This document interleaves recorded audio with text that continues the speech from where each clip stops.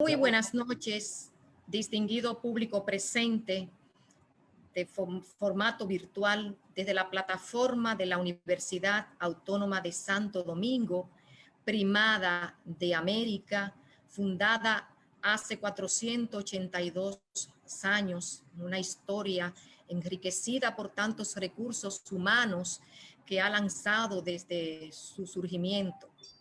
Estamos esta noche en un importante evento donde será lanzada, puesta en circulación, la revista Neumos en su número 29. Permítanme primero darle un saludo muy especial a todo ese público que hoy se ha dado cita para ser espectador de este importante evento. Un saludo muy especial de Nuestra Señora Rectora Magnífica, la doctora Emma Polanco, para todo este público presente. Pero también en mi propio nombre, desde la Facultad de Ciencias de la Salud, les extendemos una calurosa bienvenida, donde van a ser ustedes parte de este gran público para este evento tan importante como es el lanzamiento de la revista Neumos en su versión número 29. Un saludo muy especial a la doctora Evangelina Soler, quien es la presidenta de la Sociedad Dominicana de Neumología y Cirugía de Tórax. Igualmente al doctor Amaury Rancier, quien es el director de esta importante revista, el coordinador de este evento y quien con su perseverancia y dedicación ha hecho posible que hoy estemos en este evento tan importante. Igualmente un saludo al doctor Emil Jorge, asimismo al doctor Jorge Marte y al doctor Francisco Álvarez, quienes serán los panelistas de esta noche que al mismo tiempo han escrito artículos e investigaciones en esta importante revista. Y es que esta revista siempre ha llenado un vacío en la sociedad dominicana científica, porque lo que no se difunde queda en el olvido. Y eso ha tenido como misión esta importante revista científica dominicana, muy esperada siempre todos los años, porque en ella siempre se presentan artículos de sumo interés, innovadores e investigaciones. Este es el órgano de difusión de la especialidad de las residencias médicas en neumología del Hospital Salvador B. Gautier, un hospital emblemático, una especialidad emblemática, por sus directores, por sus presidentes, igualmente por sus egresados, que ya tenemos en el país, incluso hasta en el mundo, mucho más de 50 egresados de esa importante residencias médicas. Doctora Evangelina Soler, el escenario es suyo para que usted también dé la bienvenida en nombre de su importante presidencia de esa sociedad. Muy buenas noches. Gracias, estimada Rosel, por esas palabras introductorias. Gracias a todas las personas que nos acompañan en esta noche y en nombre de la Sociedad Dominicana de Neumología y Cirugía del Tórax, les damos la más cordial bienvenida a este evento científico que sin duda alguna, como dice nuestra querida Rosel, llena ese espacio de la ciencia, de lo que es la buena medicina, como nos acostumbra nuestro doctor Amaury Rancier. El doctor Amaury Rancier, una persona muy conocida en el ámbito médico de nuestro país, es la persona pilar que tiene la responsabilidad desde 1982 de difundir este órgano tan importante para todo lo que es la medicina de la salud respiratoria. La revista Neumos, que es una revista que todos conocemos y que coleccionamos y que anhelamos su presentación anual, la cual desde esa época se ha venido presentando en aproximadamente 2 volúmenes por año, prácticamente ininterrumpida. En pocas ocasiones la revista Neumo ha salido a circulación, pero ha mantenido tras el tiempo la calidad de los artículos publicados en ella, de forma tal que es un órgano donde se difunden no solamente artículos de interés para la clase de lo que es la especialidad de neumología, sino también para todo lo que es la salud en sentido general y la parte académica de nuestros médicos en todo el país.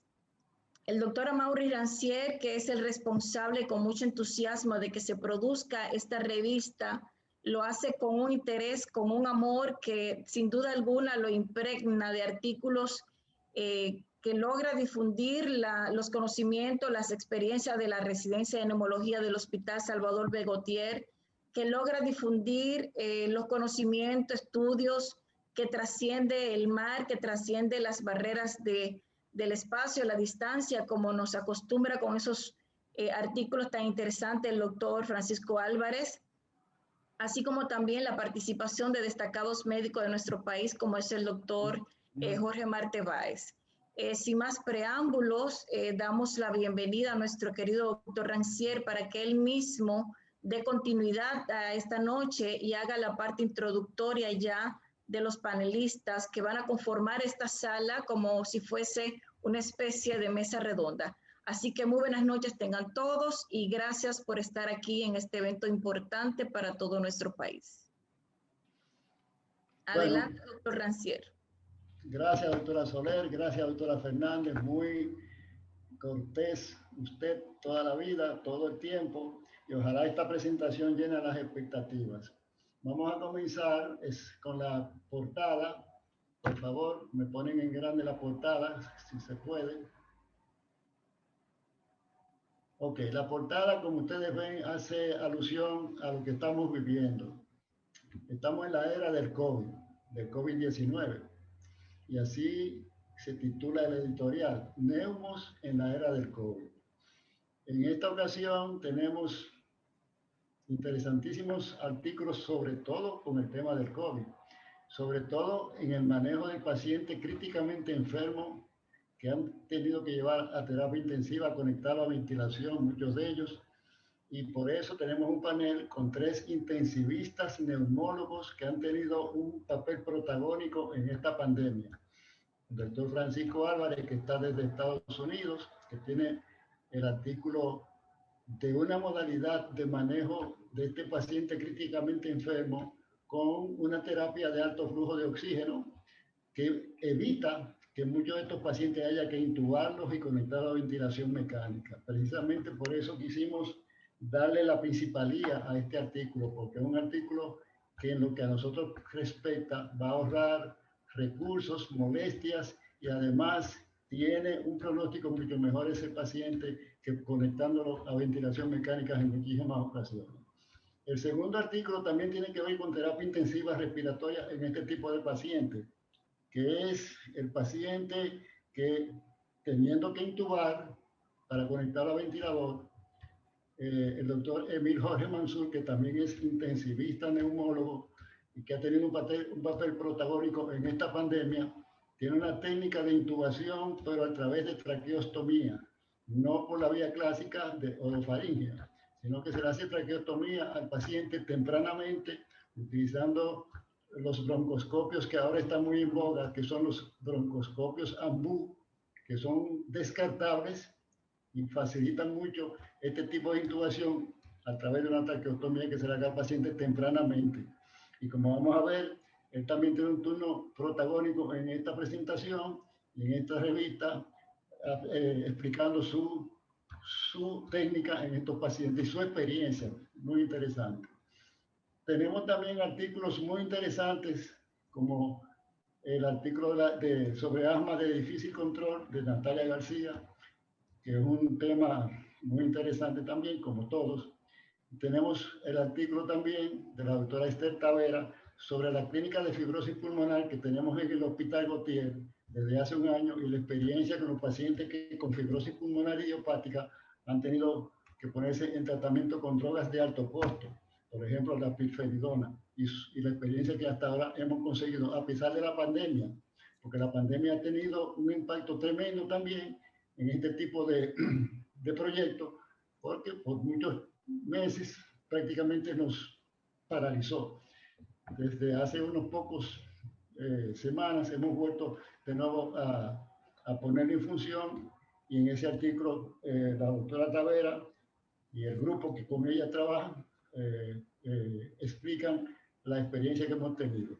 Otros artículos de interés son los de Jorge Marte, que está esta noche también formando parte del panel que vamos a tener más adelante, y su inquietud que por año ha tenido de que el neumólogo tiene que ser también un especialista en medicina crítica. Precisamente en esta pandemia se ha demostrado que muchos de esos pacientes que se han salvado precisamente porque han tenido un neumólogo con experiencia en medicina crítica, como es él mismo, el doctor Marte, allá en CEDIMAR, como lo es Emil Jorge Mansur, y como son muchos otros colegas de nosotros que hacen medicina crítica y que también son neumólogos. Ese tipo de entrenamiento de medicina crítica y neumología, como vamos a ver, es un híbrido que nació en Estados Unidos. El doctor Marte se formó en Estados Unidos y él podrá abundar cuando le toque su turno sobre eso que está planteando para ver si se puede hacer aquí en nuestro país.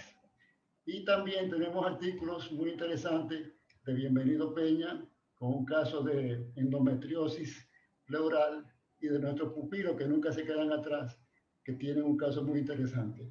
Vamos por favor con la segunda diapositiva, por favor. Bueno, esta es la primera página en donde tenemos el contenido con todo lo que hemos dicho, y abajo tenemos una demostración de lo que se llama terapia de oxígeno con alto flujo en pacientes que están en insuficiencia respiratoria y que evitan ser intubados con esta terapia de alto flujo de oxígeno, que el doctor Álvarez más adelante va a explicar cuando le toque su turno. La siguiente diapositiva. En el editorial, nosotros tenemos neumos en la era del COVID y explicamos ahí precisamente lo que dijimos hace unos momentos. Pero también hacemos alusión a la intención que de muy buena fe nos hace la actual directiva de la sociedad de convertir a la revista Neumos, que nació hace 40 años, como dijo la doctora, en el año 1982, cuando muchos de los que están oyendo ni siquiera habían nacido, ya la revista había nacido. Y siempre ha sido la revista de la residencia de neumología del Hospital Gautier. La actual directiva, con la doctora Soler a la cabeza, nos ha propuesto que la revista se convierta en el órgano de la Sociedad de Neumología. Nosotros tenemos la posición que de muy buen gusto aceptamos la oferta, pero con una condición, y que sea a través de una asamblea de toda la sociedad, de todas las membresías de la sociedad, que esté de acuerdo o no con que la revista se convierta en el órgano de la Sociedad de Neumología. Mientras tanto, seguimos siendo el órgano de la residencia de neumología. La siguiente diapositiva, por favor. Este es el artículo del doctor Álvarez, en donde con lujo de detalle, con una forma sencilla al alcance de todos, de los legos incluso, que no saben nada de terapia intensiva y mucho menos de terapia de oxígeno con alto flujo, él explica cómo con esta modalidad de tratamiento se evita que un paciente con insuficiencia respiratoria por el COVID, que es una de las causas de muerte en estos pacientes, evitan ser intubados, y con este tipo de terapia de alto flujo de oxígeno en el paciente hipoxémico, nosotros podemos evitar la intubación e incluso el pronóstico de estos pacientes es mejor en muchas ocasiones que teniendo que estar intubando y conectando a un respirador. La siguiente diapositiva. Este es el artículo del doctor Emil Jorge Mansur, traqueotomía percutánea, usando una técnica que él domina a la perfección, la técnica de Ciaglia, con guía broncoscópica, con los broncoscopios AMBU. Él va a abundar sobre eso más adelante. Son los broncoscopios descartables en pacientes con COVID en nuestro país. Tiene varios pacientes que han evolucionado muy bien utilizando tempranamente la traqueotomía a través de esta técnica y conectando a un ventilador mecánico. La próxima diapositiva. Este artículo es de Bienvenido Peña, un caso muy interesante de endometriosis torácica en una paciente que le llegó a él o a su grupo con neumotórax, todos frecuentemente quedan simultáneos con la menstruación de la paciente, y que tenía una patología que se conoce con el nombre de endometriosis torácica, que es una implantación ectópica del endometrio y que cada vez que se produce la menstruación en esa paciente se puede provocar un neumotórax. La siguiente diapositiva. Este es el artículo de la doctora Natalia García sobre asma de difícil control. En el Hospital Gautier tenemos ahora mismo dos clínicas muy importantes. Una es la clínica de asma de difícil control, precisamente, y la otra es la clínica de fibrosis pulmonar idiopática, de lo cual vamos a hablar más adelante. Pues el paciente con asma de difícil control, escúchame, no la pase todavía, no, por favor. Dale para atrás, exactamente. Este tipo de paciente, a todos nos ha tocado pacientes asmáticos que son difíciles de manejar. El paciente que va donde uno no va donde uno para que uno le diga que tiene asma, es para que le quite ese problema.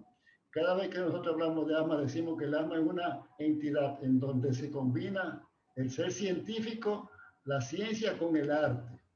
El arte es saber cómo quitarle esa desgracia a ese paciente que ha ido a mismos médicos y no hay forma de quitarle ese problema. Entonces ahí prima mucho la iniciativa del médico y la inteligencia y la perspicacia del médico. Y este tipo de paciente de difícil control es el que la doctora Natalia García publica este interesante trabajo sobre los nuevos medicamentos que se están utilizando en este paciente que es difícil de manejar con las técnicas, los medicamentos habituales. La próxima diapositiva. Aquí tenemos el artículo de Esther Tavera y de su grupo. Ella fue la que tuvo la iniciativa de formar un grupo que maneje pacientes con fibrosis pulmonar idiopática en el Hospital Gautier. ¿Por qué en el Hospital Gautier? Ella es egresada de allá, pero en el Hospital Gautier tenemos la escuela de neumología y tenemos recursos para manejar este tipo de pacientes. Tenemos pletismógrafos que le podemos hacer a ese paciente difusión y capacidad pulmonar total que no se tiene en casi ningún hospital. Tenemos broncoscopías todos los días, que haya que hacerle broncoscopía a estos pacientes y se la hacemos, si es necesario para hacerle biopsia, lavado bronquial, porque un paciente con fibrosis pulmonar es un paciente que tiene muchas causas, pero lo que nosotros nos interesa es el paciente que no sabemos la causa. ¿Cuál es la causa de la fibrosis pulmonar? Y hay que hacerle biopsia, y hay que hacerle broncoscopia, y eso lo hacemos allá en el Hospital Gautier en una forma rutinaria. Y por último tenemos el grupo de los muchachos que están en entrenamiento, que son muy dedicados, le hacen caminata de los 6 minutos a estos pacientes, le hacen una buena historia clínica, una buena anamnesis. Tenemos un área que habilitamos de fibrosis pulmonar para ver esos pacientes con comodidad, con aire acondicionado cada vez que vayan. Claro, en esa área, ¿no verdad? Después nosotros sabremos cómo manejar ese paciente que generalmente se maneja en forma ambulatoria. La siguiente diapositiva. Bueno, esta es la aportación de nuestros pupilos, un paciente con un derrame pleural de una causa verdaderamente insólita, que se la dejamos a ustedes de tarea. Un paciente que llegó con esta imagen, derrame pleural masivo, y cuando le hicimos, o ellos, mejor dicho, le hicieron la biopsia, que nosotros reivindicamos siempre en todo paciente con derrame pleural exudativo, no purulento, hacerle biopsia. Biopsia con aguja, no necesariamente con toracoscopia, con agujas de Abrams, agujas de Cooper. Y tenemos una alta rentabilidad. Pues este paciente, y no hay que internar al paciente, se hace ambulatoriamente también. Pues este paciente tuvo una patología bastante rara, tan rara que ameritó ser publicada en la revista. Se lo dejamos de tarea a ustedes. La siguiente diapositiva. Bueno, este es el artículo de Jorge Marte, nuestro amigo Jorge Marte, que tiene años con la inquietud de que todo neumólogo tiene que hacer medicina crítica. Tiene que saber y tiene que involucrarse en el manejo del paciente que con insuficiencia respiratoria hay que llevarlo a terapia intensiva. Entonces, él explica, muy buen artículo de la necesidad y pertinencia de combinar la enseñanza de la neumología con la enseñanza de medicina crítica en la República Dominicana. Nosotros reconocemos que el talón de Aquiles de los neumólogos que egresan del Gautier y de la mayor parte de los neumólogos que hay en este país es que son neumólogos, pero no son intensivistas. Pues en Estados Unidos combinaron la medicina crítica, o sea, la terapia intensiva, con la neumología, desde hace muchos años. Él se formó allá en Estados Unidos y siempre ha tenido esa inquietud de hacer eso aquí en este país. La siguiente diapositiva. Pues miren, aquí yo quise reproducir por qué la medicina crítica y la neumología es un híbrido particularmente estadounidense, porque en Europa no tienen o no tenían en esa época. Esto es un artículo que publicó Martin Tobin en el año 1999, en donde él se preguntaba que si eso de medicina crítica con neumología era un híbrido de Estados Unidos. Pues yo mismo pensaba que eso había nacido con la guerra de Vietnam. Ustedes recuerdan la guerra de Vietnam, los pacientes que con pulmones sanos tenían un shock hemorrágico por las heridas o una sepsis por las heridas, hacían lo que se llamaba el pulmón de shock, que era un pulmón con un edema pulmonar no cardiógeno y que había que intubar y conectar a ventilación mecánica. Y yo pensaba que era Thomas Petty el que había sido digamos, el pionero. Pues no, él mismo, Tobin, dice que no. Eso nació incluso en Dinamarca, cuando la epidemia de poliomielitis se comenzaron a intubar pacientes, a conectarlos a ventilación mecánica por anestesiólogos. Entonces, ahí nació la ventilación mecánica en el paciente críticamente enfermo con insuficiencia respiratoria. Muy interesante este artículo. Y él llevó, y el grupo de él llevó esa inquietud a Estados Unidos. De ahí que viene la combinación de medicina crítica con neumología, que es un híbrido estadounidense. Ese artículo lo explica bien. La siguiente diapositiva. Y por sí, precisamente, él abundó posteriormente en otro artículo donde decía que para ser neumólogo en medicina crítica tenía que ser internista. No se puede ser medicina crítica sin ser internista y realmente no se puede ser neumólogo sin ser internista. Son tres especialidades. Medicina crítica es una, el médico neumólogo es otra, e internistas es otro. ¿Por qué? Porque no se puede mantener la actualización en campos tan diversos de medicina crítica no pulmonar sin ser internista.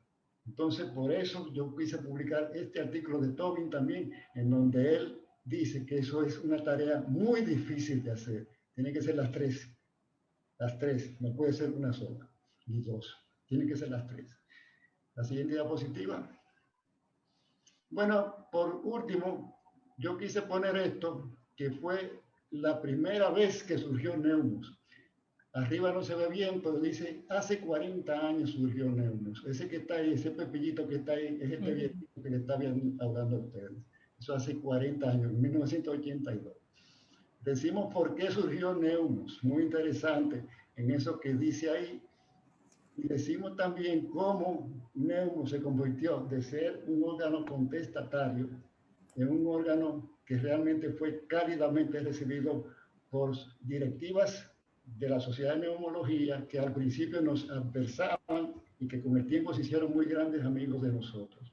Y por eso para nosotros es un honor si Neumus se convierte a la larga en la revista de la Sociedad de Neumología, porque en esa época Neumus surgió por contradicciones que teníamos con la antigua, con los personas que en esa época eran contestatarios, pero nos mantuvimos y ahí decimos que mucha gente pensaba que no íbamos a sobrevivir. Pues sobrevivimos porque hace 40 años hemos mantenido a Neumus.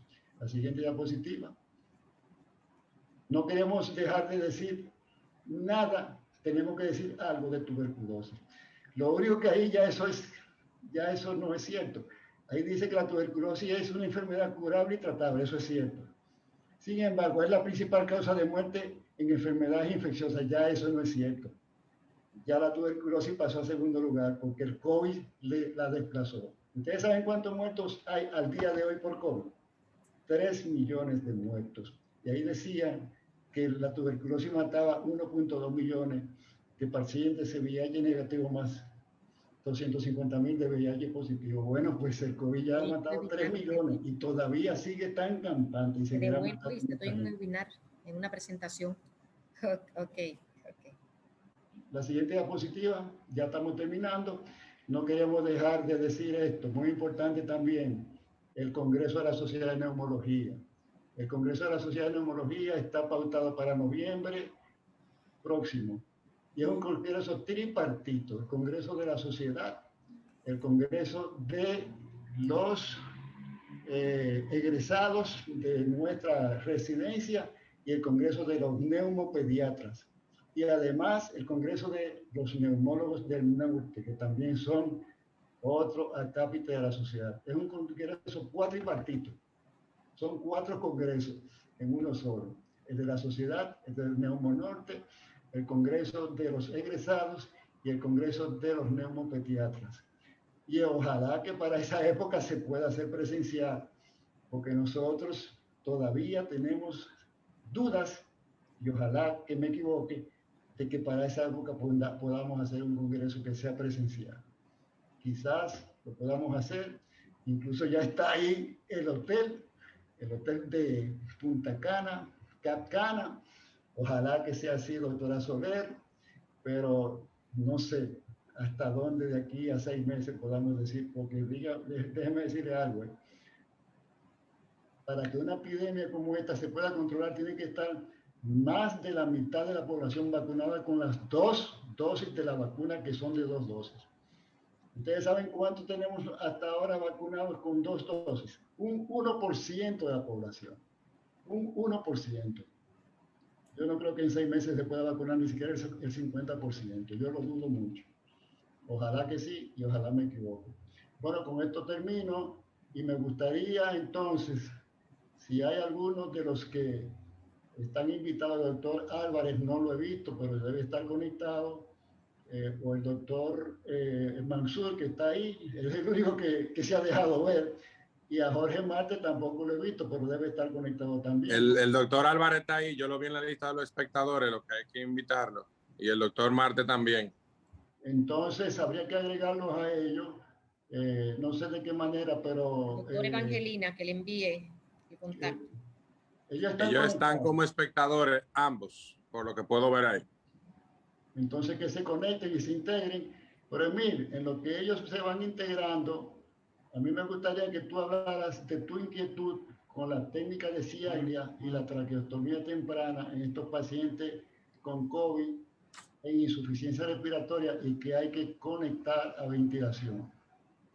Dígase algo. Bueno, primero gracias por la invitación, doctor. Siempre un placer cooperar con lo que se puede, especialmente con algo de lo que ya hemos visto durante la pandemia, considerando que no ha sido nada fácil y que hemos tenido que ir aprendiendo cosas nuevas, implementando modificaciones a la medicina que conocíamos hasta la fecha.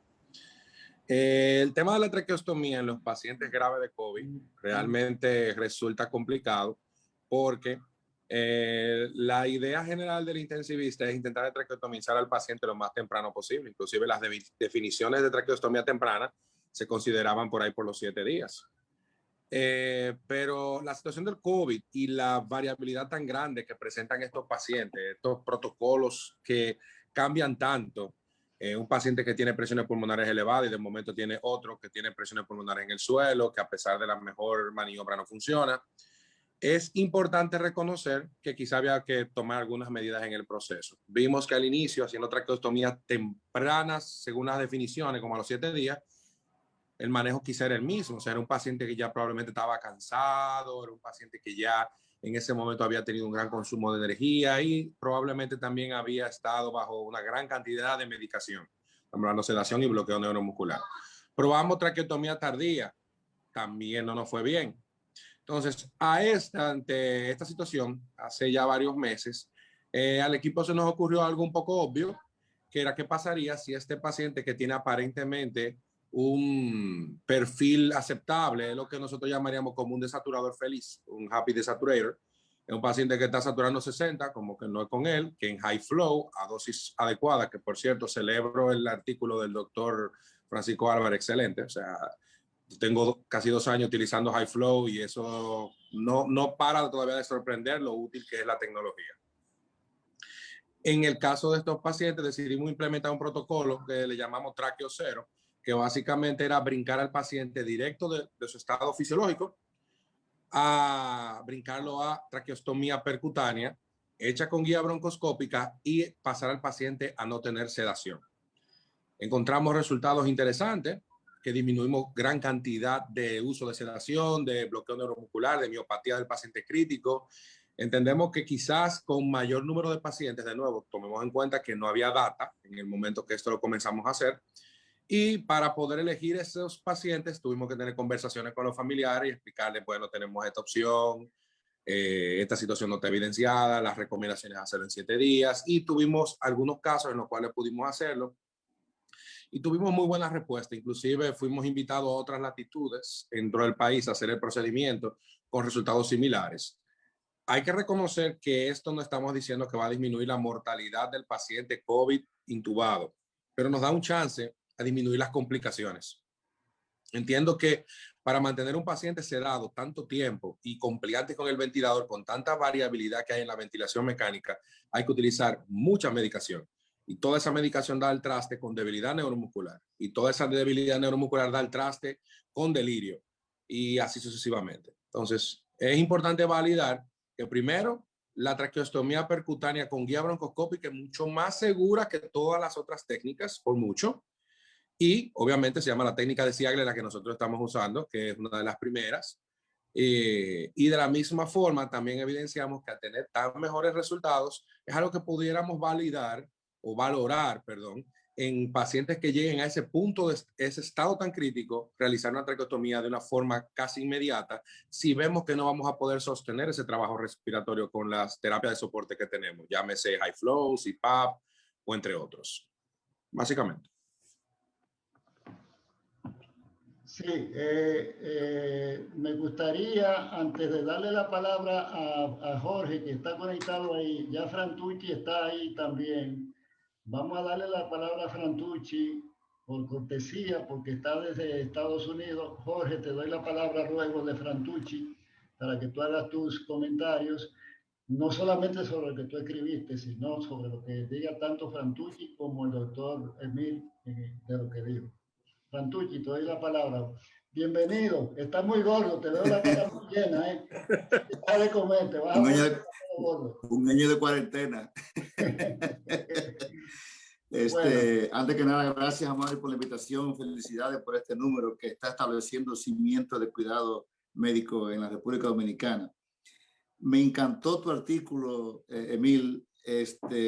Me imagino que debe ser porque estamos haciendo exactamente lo mismo bajo la misma premisa que tú tienes.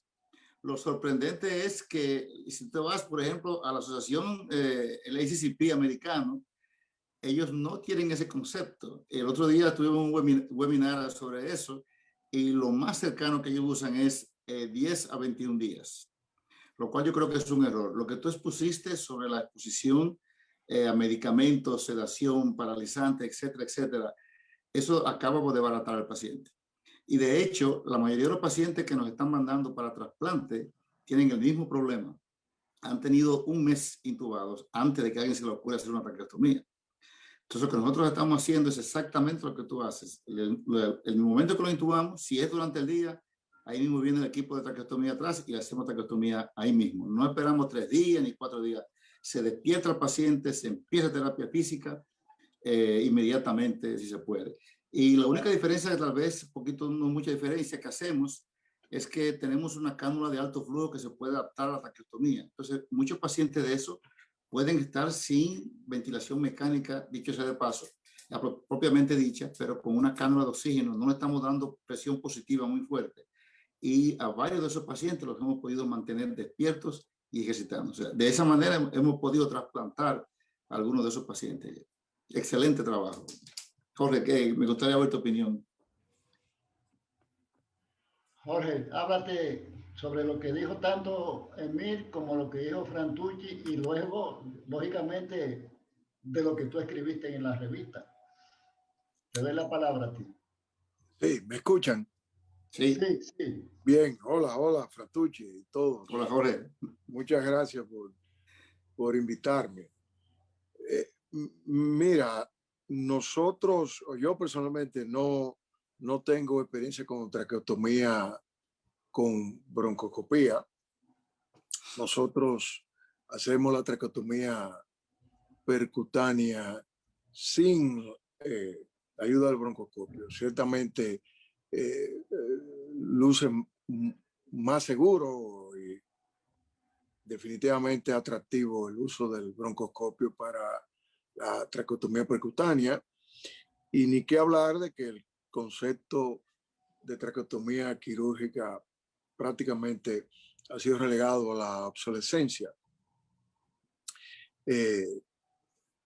Tampoco, pues, me sorprende lo que acaba de decir con respecto a traqueotomía prácticamente en el mismo momento de la intubación. No tengo ninguna experiencia con traqueotomía tan temprana. Hasta ahora hemos hecho traqueotomía temprana cuando fundamentalmente estamos bastante seguros de que eso va a durar. El paciente no va a salir del ventilador por el previsible futuro, y generalmente sí hemos abandonado el concepto antiguo de que era 7, 10 días, sino que el momento exacto lo dictan las circunstancias del paciente y sobre todo las expectativas de poderlo desconectar del ventilador. Lo que tú dices, Frantucci, realmente rompe todos los paradigmas, porque uno instintivamente todavía cuando dice va a ser necesario hacer una traqueotomía a este paciente, hasta cierto punto, hasta ahora uno lo ha considerado una especie de derrota, aunque sea pasajera dentro de la evolución del paciente. Pero definitivamente los trabajos, tanto lo que publica Emil, como lo que tú nos estás informando ahora de viva voz, probablemente deben estimularnos a reconsiderar todos estos conceptos relacionados con el momentum de la traqueotomía. Con respecto a tu artículo, pues nuestra experiencia con oxígeno de alto flujo ha sido más reciente que la experiencia que dice Emil, de alrededor de 2 años. Nosotros tenemos apenas alrededor de 1 año, quizá un poco menos incluso, luego del COVID. El COVID fue lo que nos convenció. Cuando digo nos convenció, quizá estoy hablando un poquito como administrador, a la vez que como médico, a CEDIMAT me refiero, a adquirir los equipos de alto flujo, y ya ustedes ambos han dejado entrever cómo sorprendente, cosas que uno había leído pero que quizá no le había prestado mucha atención, incluso algunas que uno no había leído. Por ejemplo, los signos de alto flujo es capaz incluso de alguna manera disminuir algo la PCO2, algo que a mí no me hubiera hecho sentido en ningún momento, porque oxígeno no tiene que ver con la ventilación. Ese es el concepto tradicional que uno siempre ha enfatizado, pero se nos olvidaba quizá que una parte importante del espacio muerto deja de ser espacio muerto con el oxígeno de alto flujo, y el espacio muerto es pues una parte importante de la ventilación, y que tiene que ver con los niveles de PCO2. Realmente yo creo que el oxígeno de alto flujo para mí es, en la mayoría de los casos, aunque depende también del diagnóstico por el cual el paciente está en insuficiencia respiratoria, pero en la mayoría de los casos, sobre todo en pacientes con fallo hipoxémico, el oxígeno de alto flujo es sin duda una herramienta mucho más valiosa que lo puede ser cualquiera de las modalidades no invasivas.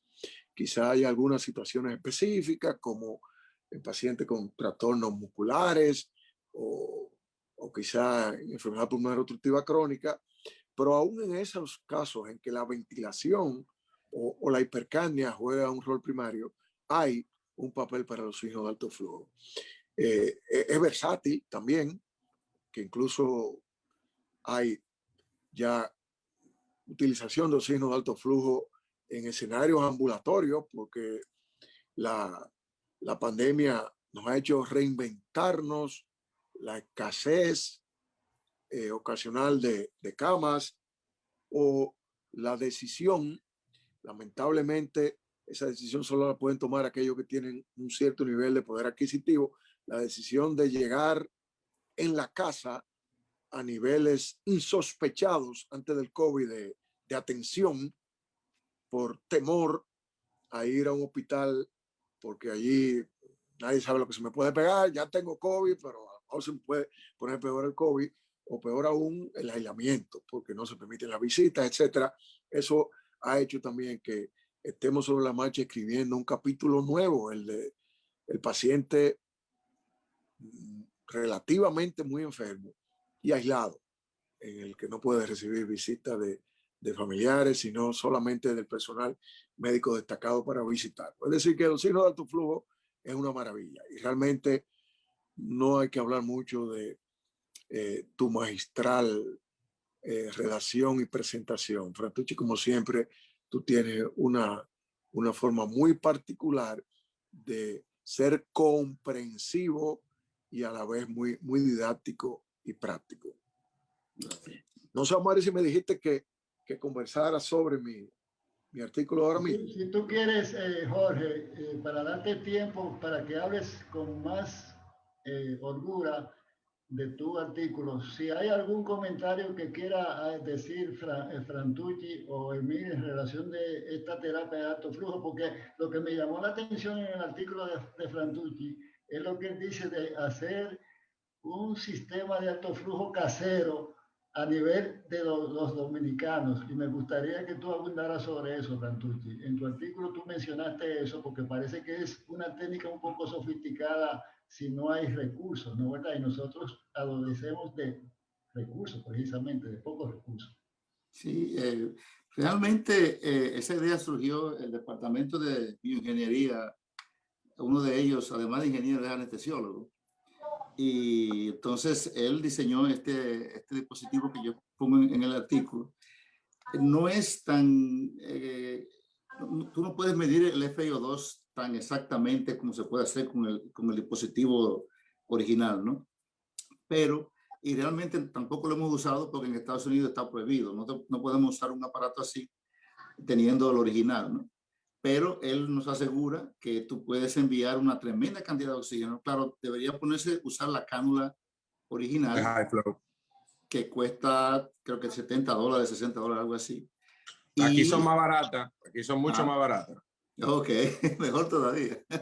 Entonces, él lo que dice es que tiene que conectarse con el humidificador y el termostato del ventilador, porque de esa manera se puede humidificar el aire y mantener la temperatura corporal, porque esa es la clave, ¿no? Si uno le pasa esa cantidad de flujo a temperatura ambiental sin ninguna humedad, ese paciente va a sufrir muchísimo porque se le van a resecar la vía aérea de una manera atroz.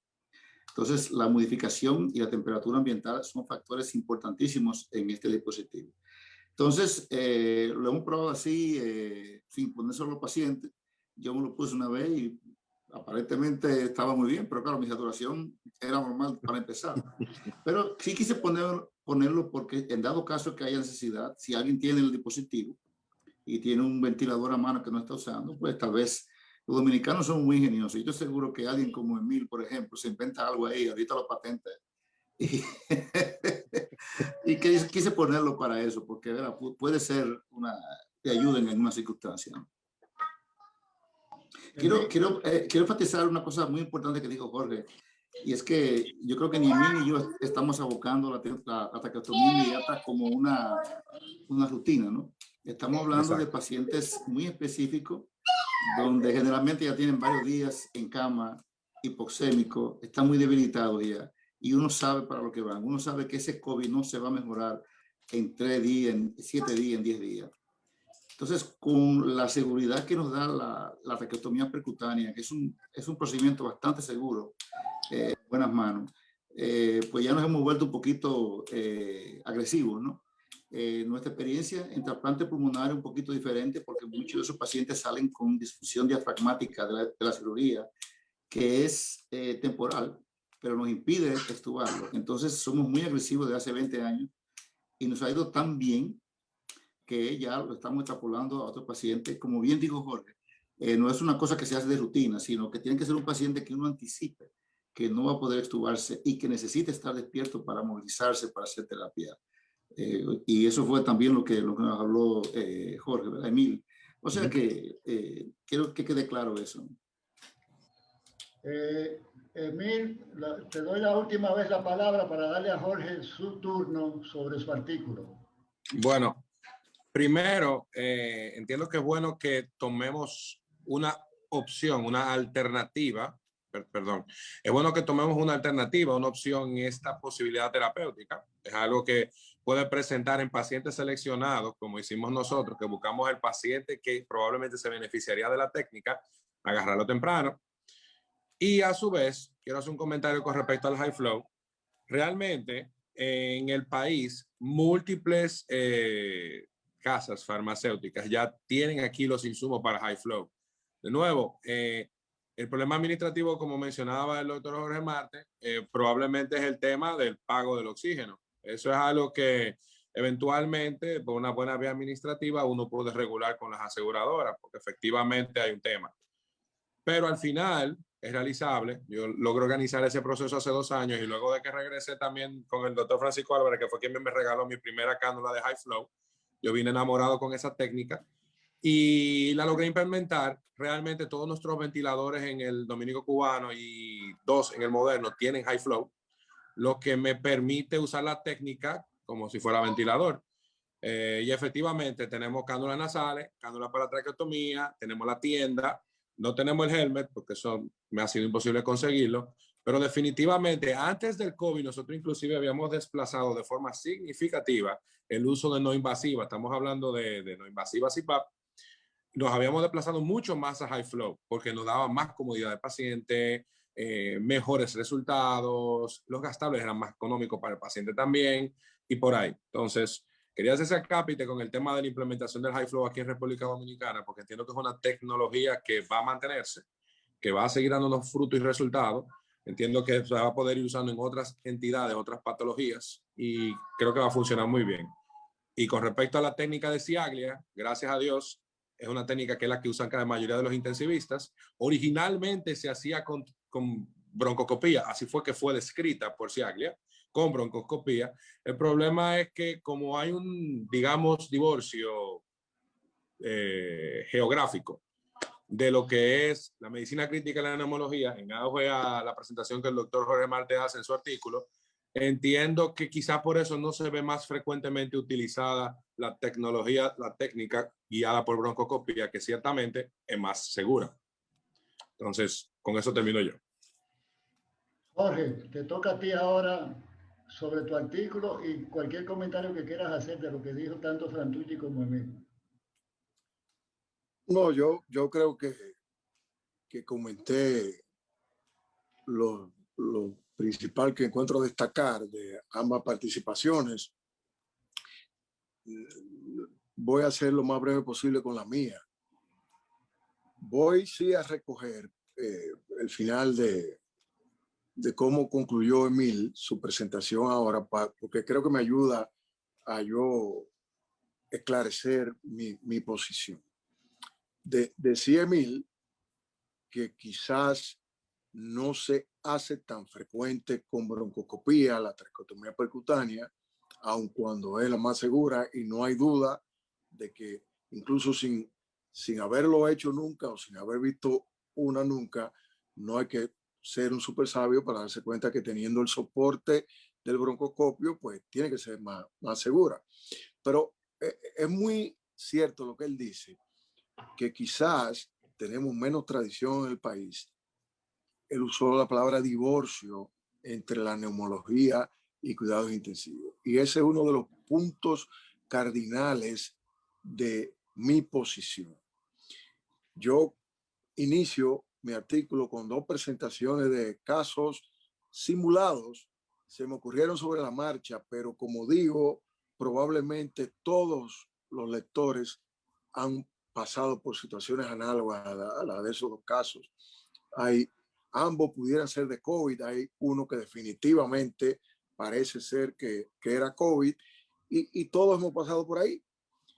Y fíjense, siendo que en nuestro país no había una gran profusión de lugares en que se admitieran pacientes con COVID, siendo que también sí hubo una gran cantidad de médicos, neumólogos, infectólogos y más llamativamente especialidades que no tienen una cercanía muy evidenciable con la neumología, con la infectología, ni con cuidados intensivos, desde las subespecialidades quirúrgicas más remotas.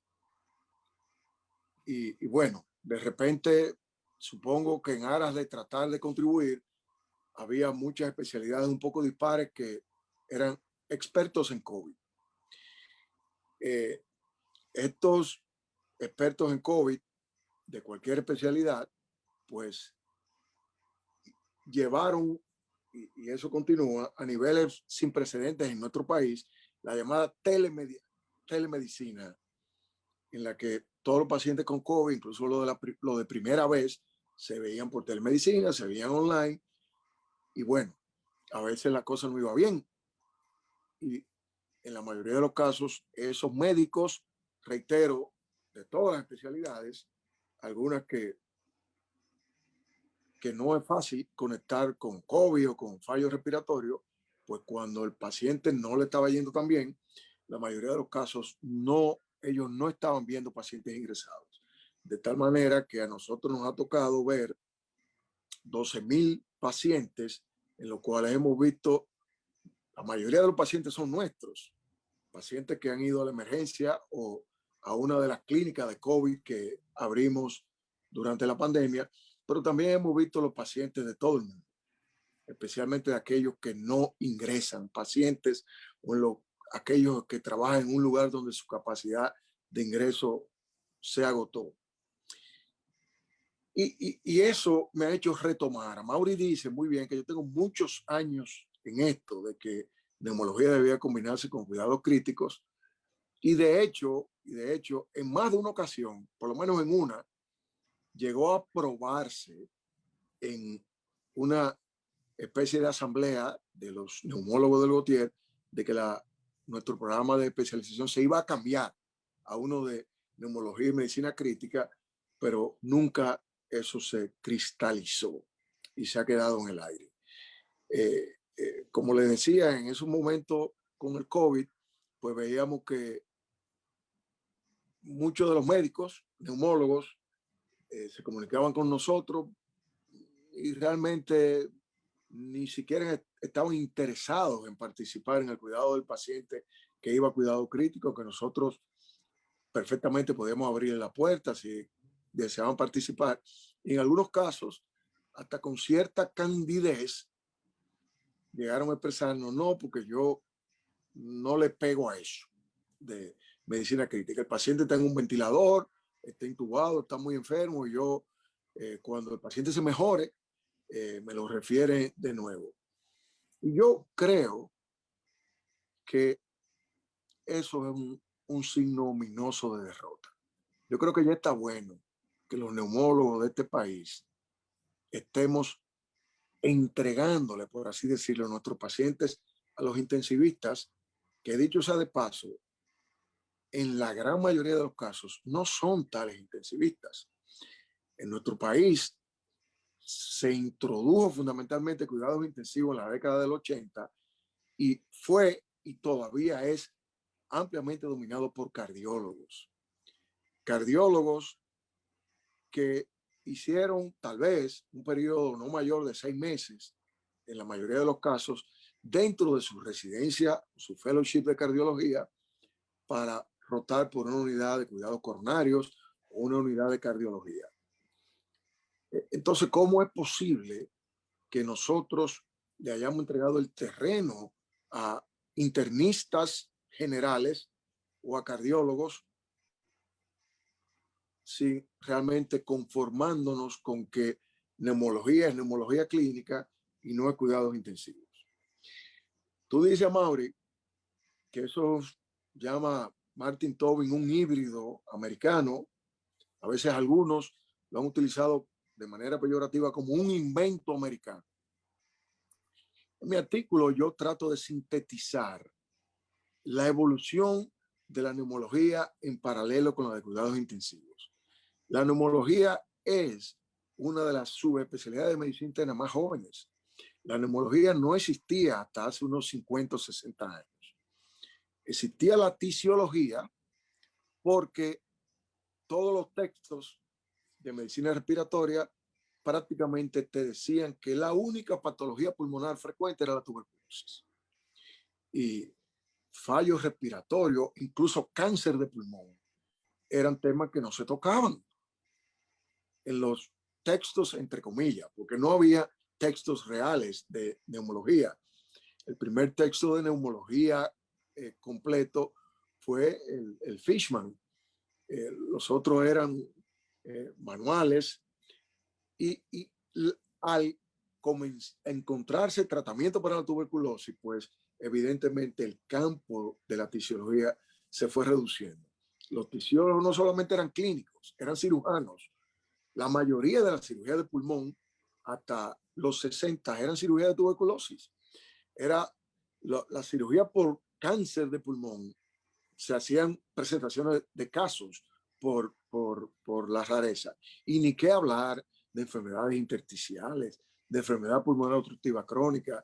Eran supuestamente, no era cierto, era un fallo de nuestras investigaciones, de nuestras estadísticas, pero lo cierto es que el abandono de la fisiología es que va dando cuerpo, que vayamos pensando que la tuberculosis, aunque muy importante, solo es una parte del universo de la neumología.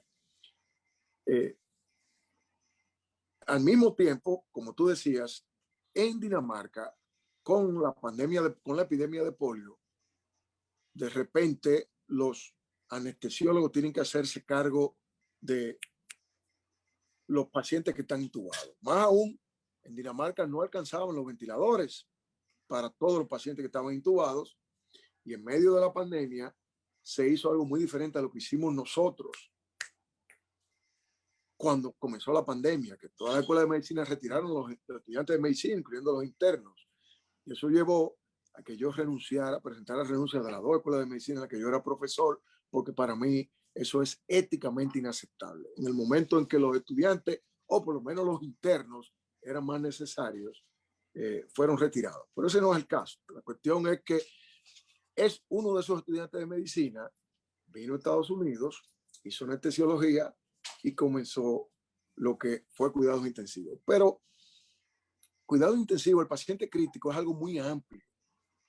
No hay dudas de que sobrepasa el espectro de la anestesiología. Entonces, lo lógico es que venga de medicina interna.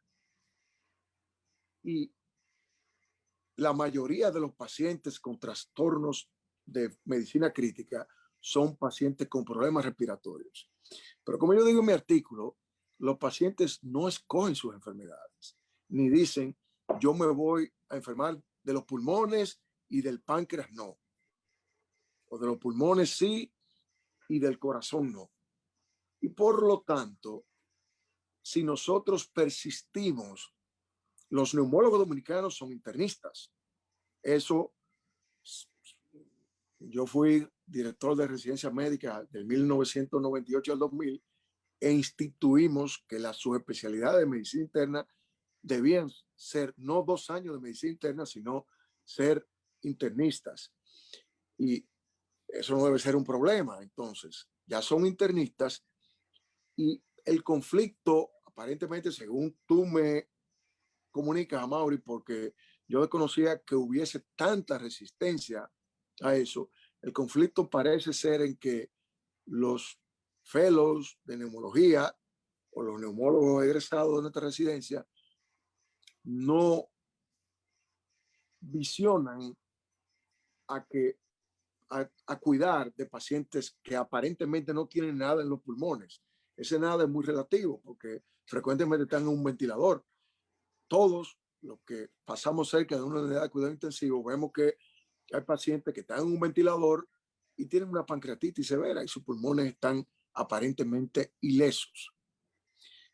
Entonces, Martin Tobin, Amaury, yo creo que tú y yo al menos hemos interpretado de manera muy diferente los dos artículos, que realmente uno es un excerpt, uno es un extracto de otro, lo que escribió Martin Tobin. Martin Tobin es, y ese artículo en particular, es el peor ejemplo que pueda poner alguien que se oponga a lo que yo estoy preconizando. Primero, Martin Tobin es europeo. Martin Tobin es irlandés y estudió medicina en Irlanda. Hizo sus posgrados de medicina interna, neumología y cuidado intensivo separados, como lo hizo Frantucci, como lo hice yo. Mi entrenamiento en Estados Unidos fue, no me equivoco, Frantucci, ¿verdad? Fue neumología y cuidado intensivo separados, no un programa combinado. De hecho, yo no hice formalmente cuidado intensivo en Estados Unidos. Yo había hecho cuidado intensivo antes de ir a recomenzar medicina interna en Estados Unidos, en Cuba. Ahora, cuando yo hice neumología en Filadelfia, de 1994 a 1996, mi programa era uno de apenas 50 que quedaban en Estados Unidos, que eran de neumología solo 2 años. Hoy en día, nada más quedan menos de 20. No obstante, hay más intensivistas que nunca antes en Estados Unidos y más intensivistas que vienen de medicina interna. Hay 2 formas de ser intensivista viniendo de medicina interna. Directamente de medicina interna y haciendo 2 años de cuidado intensivo. O desde medicina interna hacer un programa combinado de 3 años de neumología y cuidado intensivo, que es precisamente lo que nosotros estamos proponiendo. Ahora, eso no puede ser una decisión a la ligera. Hay que contar con una infraestructura física, tecnológica y sobre todo con recursos humanos adecuados. En el país, hasta donde yo sepa, solo somos 4 neumólogos que somos intensivistas. Temil, está Estefan, está Nicolás, que no sé si estará aquí, me parece ahorita no estaba, y estoy yo. Todas las cosas comienzan de poco y comienzan de abajo. Eso de ninguna manera, el que seamos pocos quiere decir que tengamos que seguir siendo pocos. Pero antes de salirme de lo de Martin Tobin, si tú lees a Amaury, aunque él use en un momento el término híbrido americano, él recalca más de una ocasión que es algo que se ha extendido desde Estados Unidos a través del Atlántico hacia Europa. En mi artículo yo hago una afirmación osada y en la que no tengo ninguna evidencia. Es puramente mi propia perspectiva. Y aparentemente voy en contra de mí mismo porque digo que la neumología y el cuidado intensivo hoy en día yo encuentro que está más avanzado en Europa que en Estados Unidos. Yo no he hecho nada en Europa. Nunca he recibido, excepto congresos, ni media hora de entrenamiento. No obstante, les agradezco que ellos me hayan permitido sentarme a tomar el board de neumología europeo, el cual no sé cómo lo pasé porque las preguntas tienen más de una respuesta posible y son realmente infernales. Pero es interesante porque mucha gente sigue diciendo que eso existe en Estados Unidos y en Europa no. Ciertamente en Europa hay pocos programas combinados de neumología y cuidado intensivo. Sin embargo, y me excusan si me pongo de referencia personalmente, el examen que yo tomé, que lleva por nombre el Board Europeo de Neumología de Adultos, tenía alrededor de un 18 a 20% de preguntas de cuidado intensivo, muchas de las cuales los pulmones no tenían nada. O sea que esto no es tan americano como queremos venderlo. Pero además, si lo fuese, ¿qué hay de malo en eso? Yo planteo que Estados Unidos importó cuidados intensivos de Europa y el concepto de combinación de cuidado intensivo en neumología está haciendo el viaje en reversa hacia Europa. Y yo utilizo, por supuesto, entre comillas, porque es un término subjetivo, que yo achaco la evidente mejoría de la neumología y los cuidados intensivos en Europa precisamente a lo que yo llamo americanización. Una americanización que ha llegado hasta el punto de que hoy en día creo que son mejores que los americanos, negándome yo mismo porque, reitero, yo no he recibido ningún entrenamiento en Europa. Entonces yo creo que Sedimat posee la plataforma de recursos, incluyendo los recursos humanos, para iniciar lo que yo creo que es el nuevo giro que hay que darle a la subespecialidad de medicina interna que más metamorfosis ha sufrido en el siglo XX. Porque hemos estado hablando de cuidados intensivos y hemos estado hablando de patologías de pacientes críticos que no son pulmonares. No nos olvidemos de sueño. Miren, Frantucci no va a querer asentir conmigo por su modestia, pero típicamente un hospital norteamericano, siempre el que más sabe medicina es un neumólogo.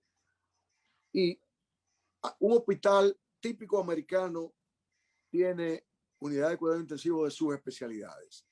La médica es propiedad de neumología, de los departamentos de neumología y cuidado crítico que son unidos. En algunos casos se añade alergia y en otros se añade sueño.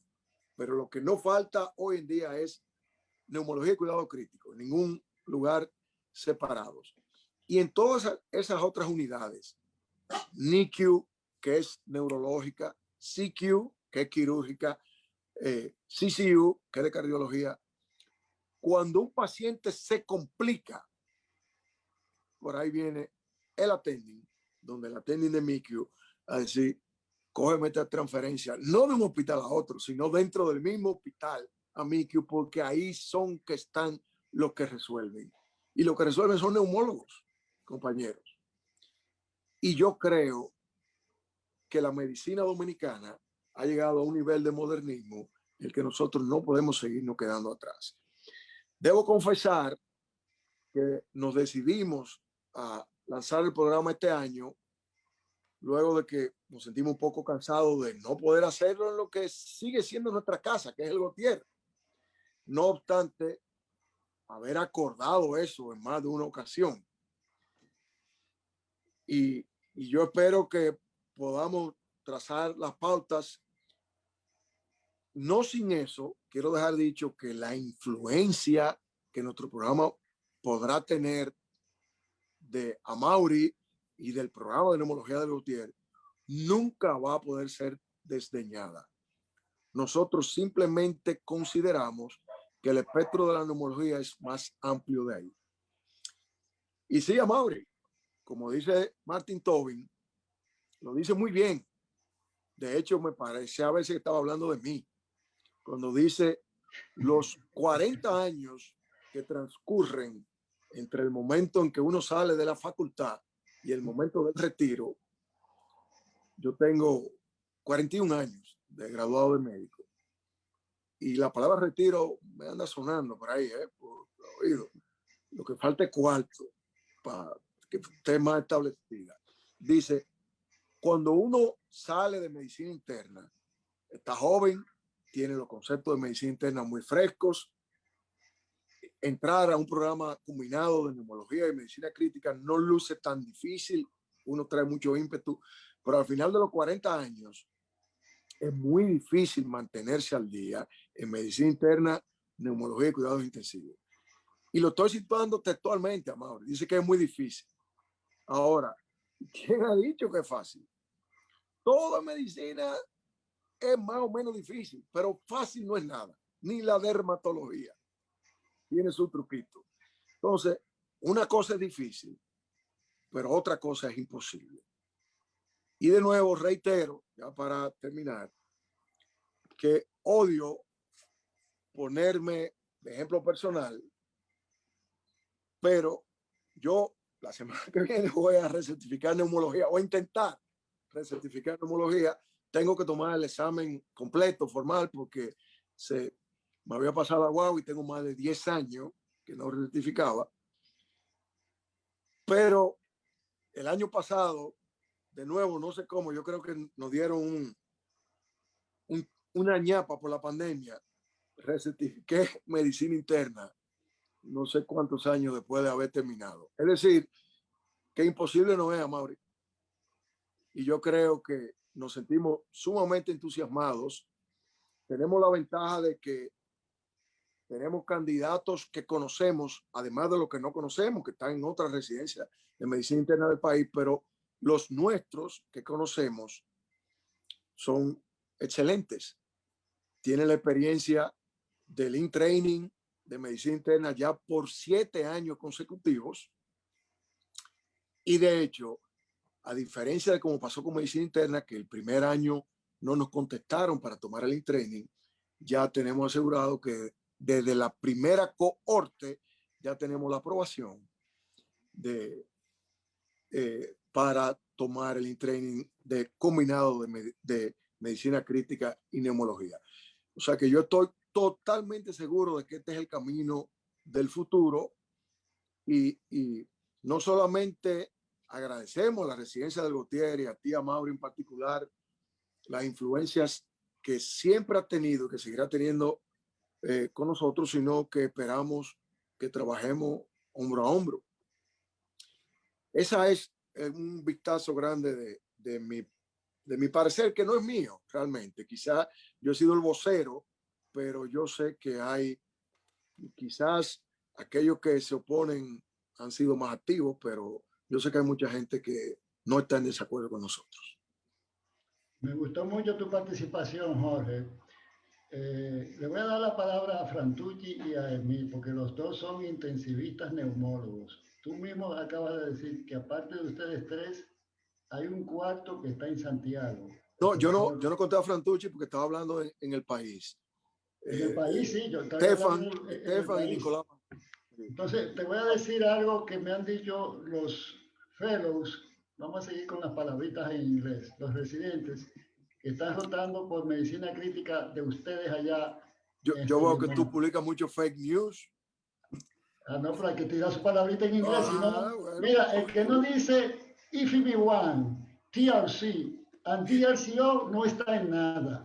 Hay que tirar su palabrita en inglés. Si no, tú no sabes nada, absolutamente. Ahora le agregué yo fake news. Pero mira, déjame decirte lo siguiente, y esto no es fake news, ¿eh? Los muchachos que están rotando con ustedes ahora en medicina crítica, porque te tomé la palabra, y además ustedes se crecieron en esta epidemia del COVID, tanto tú como Emil, hay que decirlo con franqueza, si ustedes no se fajan como se han fajado, mucha gente se hubiera muerto en este país. Y ahí fue que uno realmente se acabó de convencer de que el neumólogo tiene que hacer medicina crítica, porque si no se hubiera muerto. Eso no lo hubiera manejado igual un anestesiólogo, ni un cardiólogo, ni mucho menos. Pero, Frantucci, a mí me gustaría oír tu opinión, tú que estás en Estados Unidos, desde allá, esa óptica que dice Jorge, porque una de las cosas que yo sí le doy crédito a lo que él dice, ¿cómo es posible que en una epidemia de COVID saquen a todos los internos de los hospitales porque cuando se necesitan más en para que no se contagien quizás, entonces ¿para qué hicieron medicina? Eso es algo que no me parece a mí correcto. ¿Qué te parece a ti, Frantucci, lo que dice Jorge? Antes de darle la participación, no sé cómo darle participación al auditorio, doctora, porque yo de esto no conozco bien y desconozco ni siquiera quienes están conectados. No hay forma de escribir la pregunta. Mira, Amaury, yo siempre he dicho que si cuidados intensivos fuera una religión, el altar de esa iglesia sería el ventilador. Y por razones obvias, no hay nadie mejor equipado para manejar un ventilador y la fisiología pulmonar que un neumólogo. Lo que Jorge decía es muy cierto. No hay prácticamente ninguna enfermedad crítica que no afecte de una manera u otra al pulmón. Y todo el mundo que tiene un ACV severo o un infarto miocardio severo, fallo cardíaco, acaba en un ventilador. Entonces, es obvio que el neumólogo, internista sobre todo, está mejor equipado que cualquier otra especialidad para manejar a ese paciente. Eso no significa que no pueden haber cardiólogos muy buenos y buenos intensivistas, claro, pero por su entrenamiento básico, ¿verdad? El que crea que puede manejar un ventilador con un curso de un seminario o lo que sea, Los que han manejado ventiladores por un tiempo saben que existen muchísimos detalles que significan el éxito o el fracaso de un tratamiento para un paciente. Entonces, la fisiología pulmonar y cardiopulmonar si uno conoce esa fisiología al dedillo, es muy fácil matar a un paciente en un ventilador.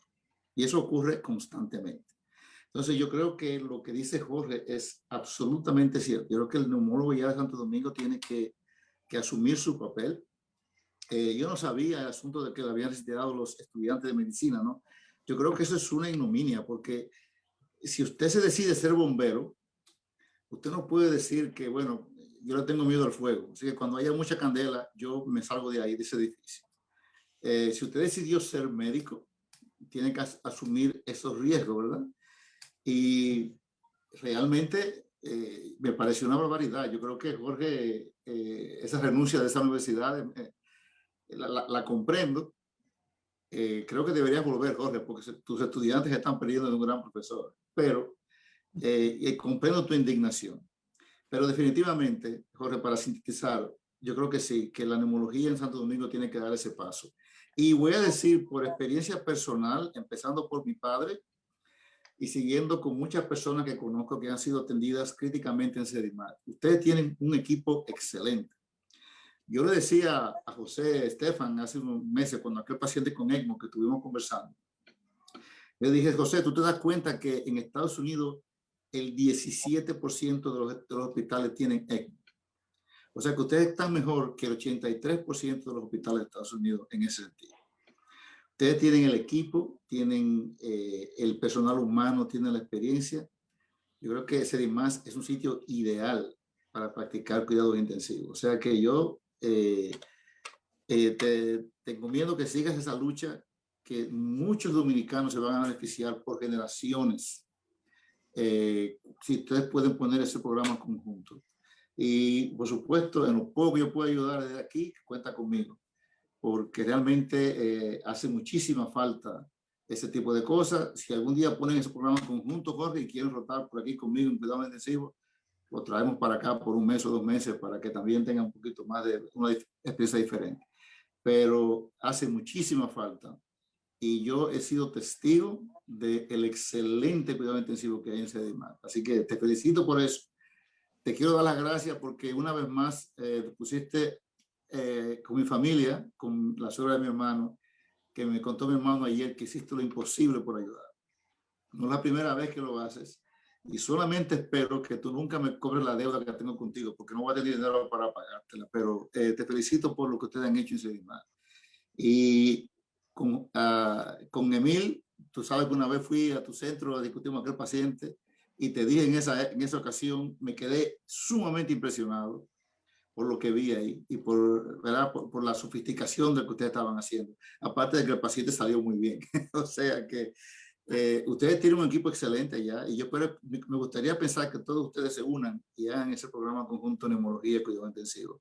Sería de enorme valor para nuestro país. Emil, si Gracias, gracias. decir algo, yo no sé cómo darle paso a los que están en el auditorio. Tenemos quizás 15 minutos más, doctora Fernández, me parece, ¿no es así? Sí, está el chat, a través del chat y preguntas y respuestas. Pueden entrar.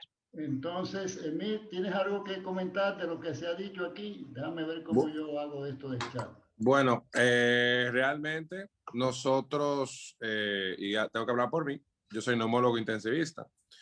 Entiendo que la fusión de ambas especialidades es uno de los cursos naturales que yo entiendo que debe llevar la neumología.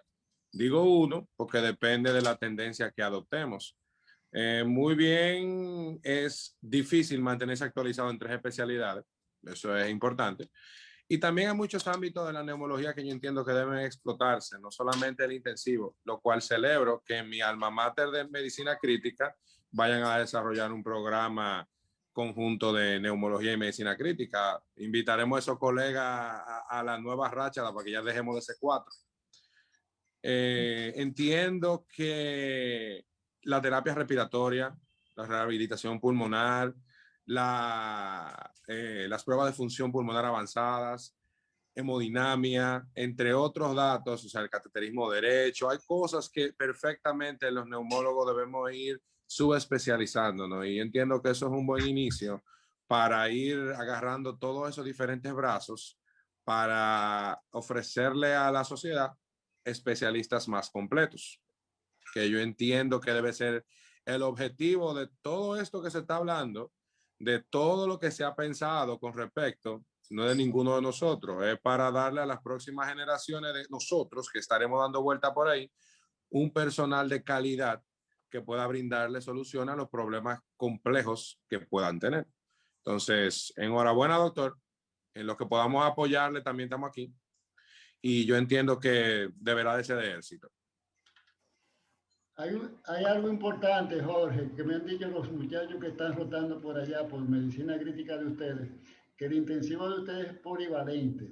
Entonces hay días enteros en donde no hay un solo paciente conectado a ventilación mecánica, que es lo que yo te decía más temprano, que quizás es algo que ha hecho que muchos de los muchachos prefieran quizás estar en la unidad de VIR, que todo el tiempo tiene pacientes en ventilación o pacientes críticos con problemas pulmonares, a los pacientes que ustedes tienen en una unidad de cuidados intensivos polivalentes, con infartos, hemorragias gastrointestinales, problemas renales, etcétera, etcétera. Entonces, no sé qué tú me dices de eso, Jorge. Bueno, mira, el hecho de que sea polivalente no necesariamente implica que haya menos pacientes en ventilación, porque polivalente es médica más quirúrgica o más neurológica. Es decir, nosotros tenemos unidad de cuidado intensivo polivalente, unidad COVID y unidad de cardiología. Es decir, todo lo que no sea un paciente principalmente de cardiología o que no tenga COVID y que esté críticamente enfermo, va a esa unidad polivalente. Yo no sé qué tan frecuente pueden pasar días sin que haya un paciente en ventilación. Eso me parece que es una ocurrencia rara, porque generalmente lo contrario es mucho más frecuente, es decir, que todos los cubículos estén en ventilación mecánica, o definitivamente la mayoría. Puede ser que haya una coincidencia en un momento, pero no creo que sea, es la excepción en vez de la regla.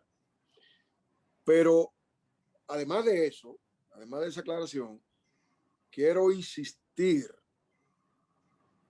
y reenfatizar que no tengo la visión de que cuidados intensivos se deba limitar a problemas respiratorios.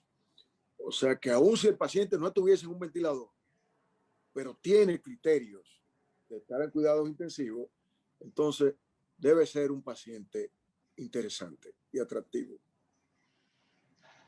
Bueno, vamos a dejarlo aquí. Hay muchos que están en el auditorio, no sé cómo darle participación, porque no manejo muy bien esto del chat y de las preguntas que quieran enviar. Estaba tratando con Orestes, a ver si se le puede dar participación a los que están en el auditorio, pero no sé si la doctora Soler querría decir algo antes de terminar, porque ya tenemos casi hora y media en esto. Doctora Soler, antes de darle la palabra a la doctora Fernández, que muy cortésmente nos ha acompañado todo el tiempo.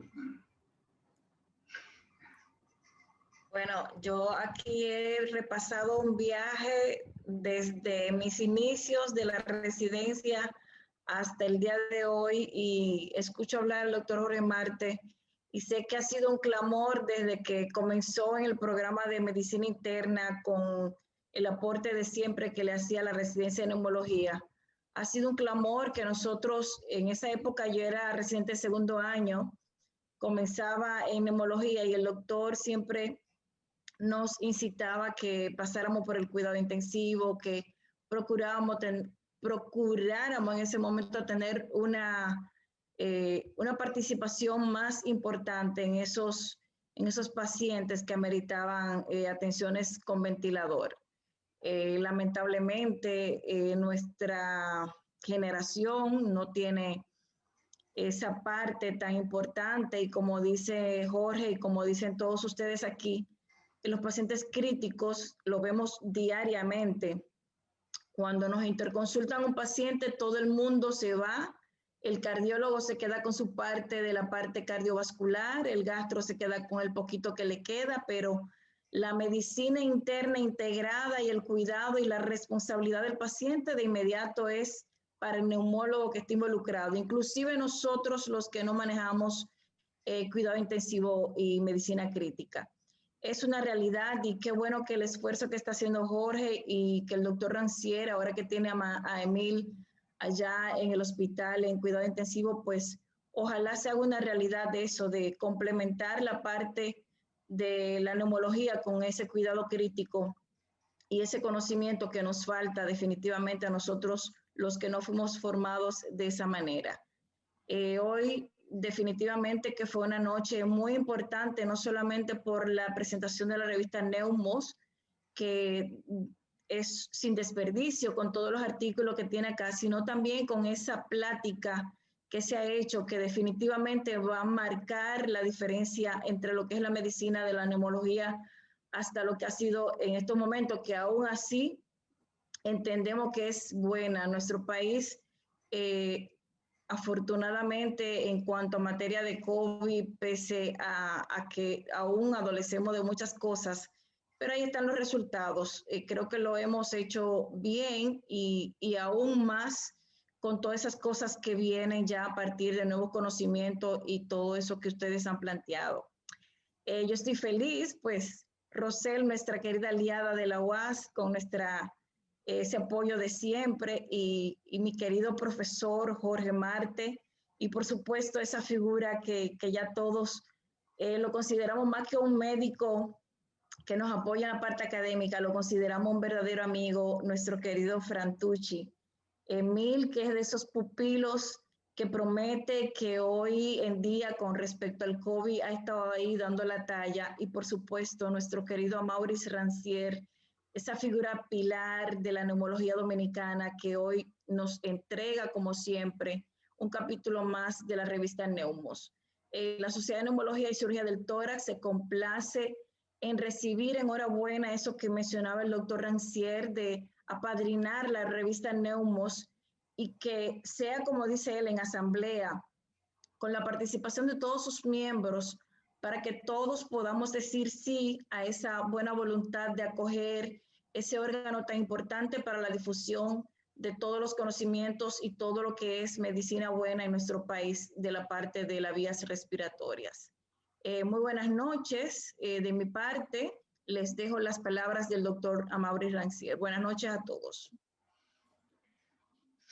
Sí, yo quería, antes de darle la palabra a la doctora Fernández, también para despedir esta actividad, decir lo siguiente: mantener un órgano como Neumos, una revista médica, ahora mismo yo creo que es la única, excepto la del Colegio Médico Dominicano. Me dicen que los dermatólogos tienen una revista, porque yo recuerdo la revista que tenía Julio Manuel Rodríguez Grullón, que ya desapareció también.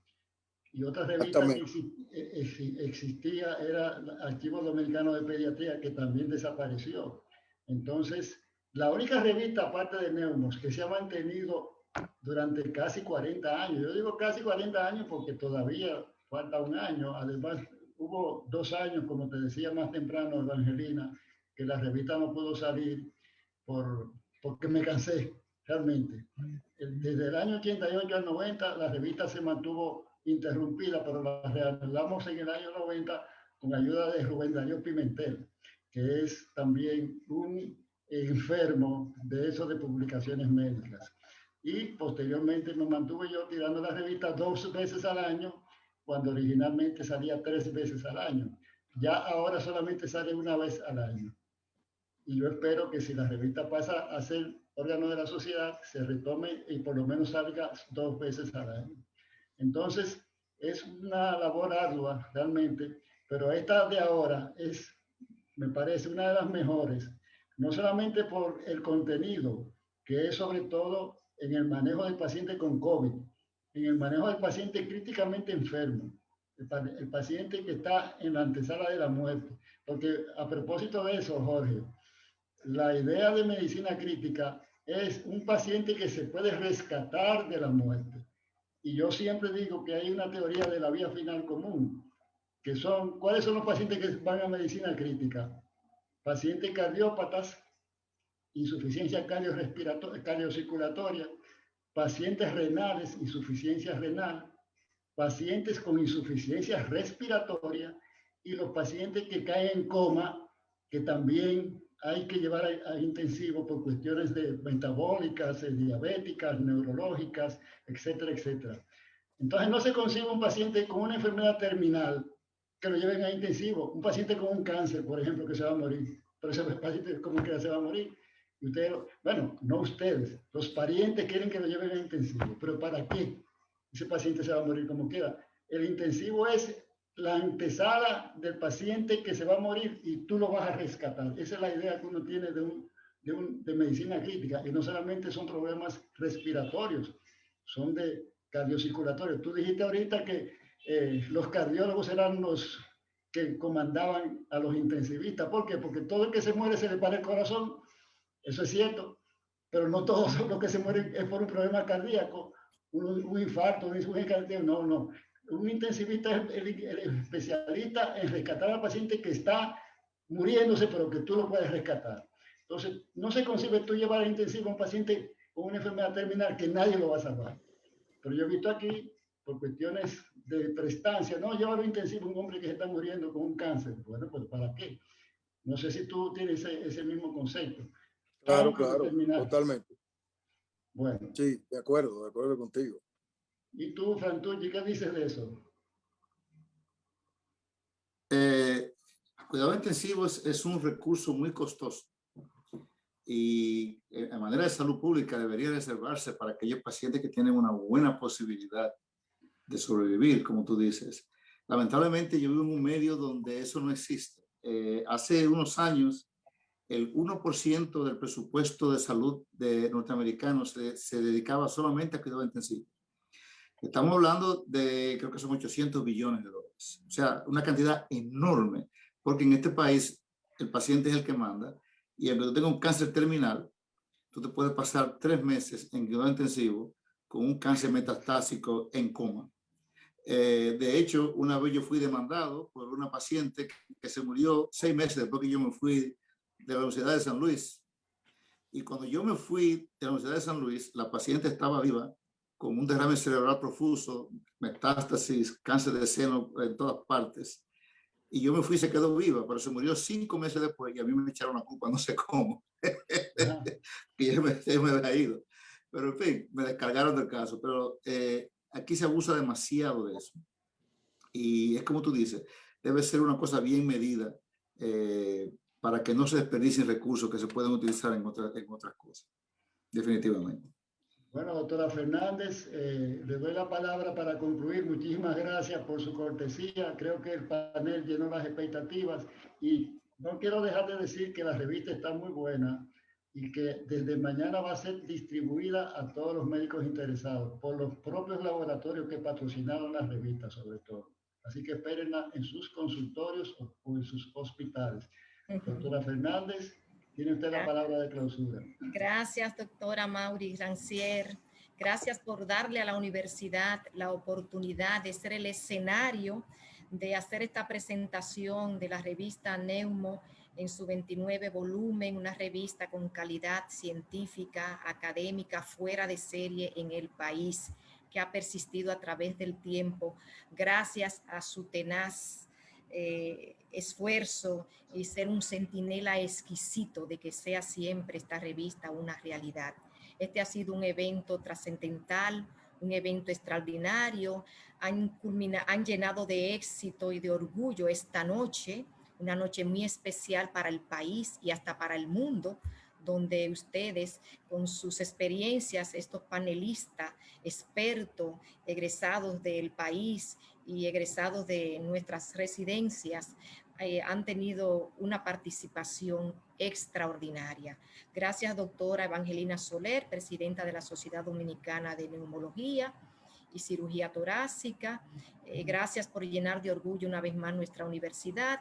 Y no quiero cerrar esta noche de diamante, por no decir de oro, mucho más, noche de diamante, sin dejar de mencionar al doctor Juan Miguel Fernández y al doctor Luis María Pérez Moquete, quienes fueron fundadores de la residencia de neumología con el aval de la Universidad Autónoma de Santo Domingo.